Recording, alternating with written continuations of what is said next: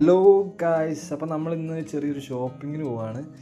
ഞാനുണ്ട്, ഉണ്ണിക്കുന്നുണ്ട്, വാവിയുണ്ട്. അപ്പം എപ്പോഴും വണ്ടി ഓടിക്കുന്ന വാവിയായിരിക്കും. അങ്ങനെ നമ്മൾ പോണ വഴിക്ക് ഒരു ജെൻസ് വെയർ കണ്ടു. അവിടെ കയറി 2-3 ഷർട്ട് എടുത്തിട്ട് നോക്കി. പിന്നെ അരക്ക് ചെയ്യാണ്ട് നമുക്ക് അങ്ങോട്ട് സൂചിച്ചില്ല. പിന്നെ കണ്ടതിൽ കൊള്ളാമെന്ന് പറഞ്ഞാൽ കണ്ടു, ഇഷ്ടപ്പെട്ടു, എടുത്തു. ഇനി അടുത്ത് നമ്മൾ പോകാൻ പോകുന്ന സ്റ്റുഡിയോയിലോട്ടാണ് കേട്ടോ. ഉച്ചയ്ക്ക് അടിച്ചുകൊണ്ടിരിക്കുന്ന സമയമാണ്. ഭയങ്കര ചൂട് ഗൈസ്. അങ്ങനെ നമ്മൾ സ്റ്റുഡിയോയിലെത്തി. സത്യം പറഞ്ഞ സ്റ്റുഡിയോൻ്റെ ഉള്ളിൽ കയറിയപ്പോഴാണ് കുറച്ച് ആശ്വാസമായത്. അങ്ങനെ പിള്ളേർ ഷോപ്പിംഗ് തുടങ്ങി. ഉണ്ണിക്കൂടെ അതിനകത്ത് അവന് പറ്റിയൊരു സാധനം സെലക്ട് ചെയ്തു. പക്ഷേ ഇത് ഇട്ടുകൊണ്ട് പോയി കഴിഞ്ഞാൽ നാട്ടുകാർ ചോദിക്കും, ഡാഷായിയമ്മ ഈ ബ്ലൗസ് ഒക്കെ ഇട്ടിട്ട് എങ്ങോട്ടാണെന്ന് ചോദിക്കും. ഇവൻ്റെ നോട്ടത്തിലൊരു വശപശം കണ്ടോണ്ടാണ് ഞാൻ തിരിഞ്ഞു നോക്കിയത്. അപ്പോഴല്ല കാര്യം പിടിയിട്ടത്. ഇതേ ചിരിച്ചോണ്ടിരിക്കണം. അങ്ങനെ എത്രയും പെട്ടെന്ന് 2 എടുത്തിട്ട് ഇവിടുന്ന് പോകാൻ നിൽക്കുമ്പോഴേ ഇവിടെ ഓരോന്ന് എടുത്തിട്ട് ട്രയൽ ചെയ്ത് നോക്കുകയാണ് കേട്ടോ. അങ്ങനെ ഒന്നും ഇഷ്ടപ്പെടാത്ത സ്ഥിതിക്ക് ഇനി ഞാനും കുറയ്ക്കേണ്ട, മുകളിലോട്ട് പോയി ഞാനിവിടെ 2 എടുക്കാമെന്ന് പറഞ്ഞ് മുകളിലോട്ട് ചെന്ന് ഞാനും 2 എടുത്തു.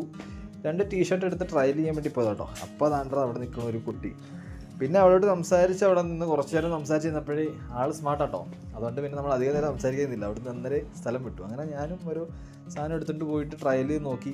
ഒടുവിൽ 2.5 മണിക്കൂറിന് ശേഷം ഞങ്ങൾ സ്റ്റുഡിയോയിൽ നിന്ന് ഇറങ്ങിയപ്പോൾ തന്നെ വയറൊക്കെ വിശന്ന് കഴിച്ചു. അങ്ങനെ അടുത്ത ഞങ്ങൾ തീരുമാനിച്ചു പെട്ടെന്ന് എവിടെയെങ്കിലും കയറി നല്ല വയറ് നിറച്ച് ഫുഡ് കഴിക്കാമെന്ന്. അങ്ങനെ ഞങ്ങൾ ഏറ്റവും ആദ്യം കണ്ടൊരു കടയിൽ അങ്ങോട്ട് കയറി.